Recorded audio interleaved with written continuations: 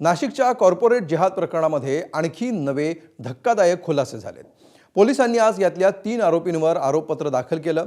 त्यातून धर्मांतरासाठी ब्लॅकमेल करतानाच अनेकांचं ब्रेन वॉशिंग केलं जात असल्याची माहिती हाती आली आहे। बघूया त्याबाबतचा हा स्पेशल रिपोर्ट।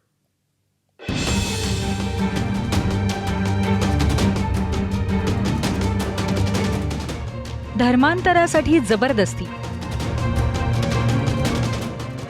लग्नाचा आमिष दाखवून लैंगिक अत्याचार,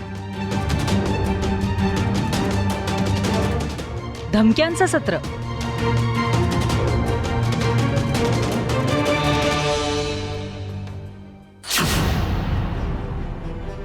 देशभरात गाजलेल्या कॉर्पोरेट जिहाद प्रकरणी नाशिक पोलिसांनी दाखल केलेल्या आरोपपत्रात अनेक धक्कादायक गोष्टी समोर आल्या।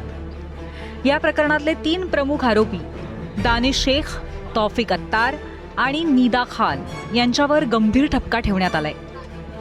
एकीकडे पदाचा वापर करून धर्मांतरासाठी दबाव टाकला जात असताना कर्मचाऱ्यांचं सिस्टमॅटिक ब्रेन वॉश केलं जात असल्याचंही समोर आलंय। हिंदू देवतांबद्दल सातत्यानं आक्षेपार्ह बोलून पीडितांच्या भावना दुखावल्या जात असत। मेसेजमधून सातत्यानं इस्लाम धर्माबद्दलचे रील्स, व्हिडिओ, फोटो पाठवले जात होते। एवढंच नाही तर धर्मांतरासाठी इस्लामचं एक ॲप डाउनलोड करण्याची देखील सक्ती ही करण्यात आली होती।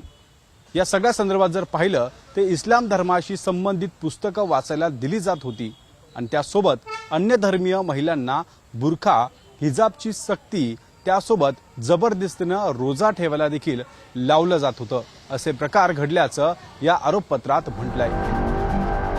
फरार धर्मप्रचारक जाकीर नाईक याच्या व्हिडिओ क्लिप्स वापरून धर्मांतरासाठी दबाव टाकला जात असे।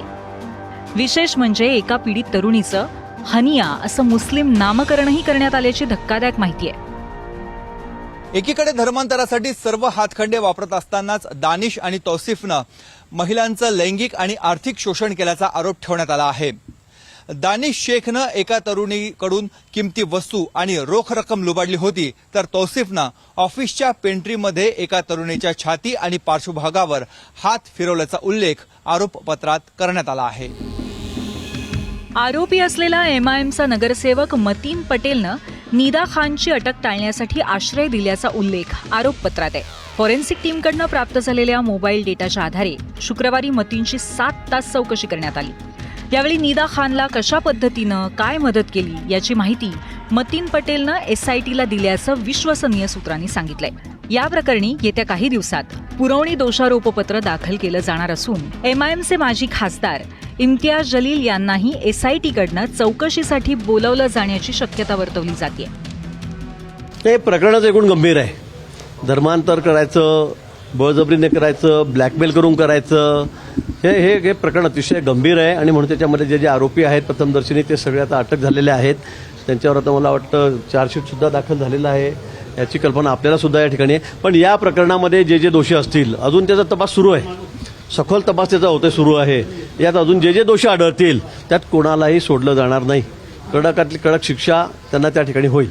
मी पहिल्या दिवसापासून सांगत होतो की निदा खान प्रकरण हे सोपं नाहीये, हे नाशिक पुरतंही मर्यादित नाही। आज जर तुम्ही बातमी वाचली असेल तर पुण्यामध्ये सुद्धा असं प्रकरण घडलेलं आहे आणि जेव्हा त्या इकडे आल्यानंतर 35 दिवस राहिल्यानंतर त्याला सपोर्ट कोणी केला, तो त्यांनी इम्तियाज जलीलने केला होता। हे मी स्पष्टपणे सांगितलं होतं। आज त्याचं म्हणजे काय त्यांच्या FIR मध्ये आणि त्यांच्या त्या स्टेटमेंटमध्ये त्यांचं नाव आलंय। मला वाटतं पोलीस उचित कारवाई करतील।